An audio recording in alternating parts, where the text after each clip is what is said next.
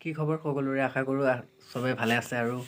বলক আজি এজন অসমৰ ৰষ্টাৰ যাক আমি ফকতীয়া ৰষ্টাৰ বুলি ক'ব পাৰোঁ তেওঁৰ বিষয়ে অলপ কথা পাতিম তেওঁ প্ৰত্যেকটো ভিডিঅ'তে আমি তেওঁক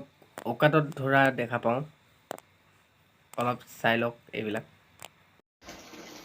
এতিয়া চাগৈ বহুতে বেয়া কমেণ্ট কৰিব জ্বলি থাকিব নিজৰ অকাদত খাইছো তহঁতৰ পইচা খাবলৈ যোৱা নাই আগতে নিজৰ অকাদত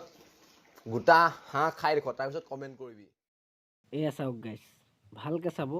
তেওঁৰ পেজটো আৰু ভালকৈ ভিডিঅ'বিলাক চাই মোক এবাৰ জনাব চাই লওক অসমৰ ডেকা তই এনেকুৱা থাম্বনেইল বনাও সঁচাকৈ কৈছোঁ তোৰ অলপ লাজ বোলা বস্তুটো আছেনে হা আৰু বাৰে বাৰে প্ৰত্যেকটো কথাতে তই যে অকাতত কথা কওঁ তই মুকেশ আম্বানীৰ পুত্ৰ নেকি হা এটা ভিডিঅ'ত যে তই সঁচাকৈ কৈছোঁ তই কেইটা ভিডিঅ' বনাই যে খালি অকাত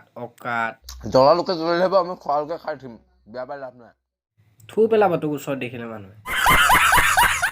চা অসমৰ ডেকা অলপ অকাতটো কমাই ৰাখিবি বুজিছ তোৰ অকাতটো শুনি শুনি ভাগৰ লাগি গ'ল পেটটো ভৰি গৈছে বে কচম খাই গৈছোঁ অলপ অকাতটো কমাই দেখাবি জানই যিমান দামী হ'লেও লাষ্টত মৰিবৰ সময়ত চলাইটোহে লাগে সেইটোৰ দাম 1 টকীয়া মাত্ৰ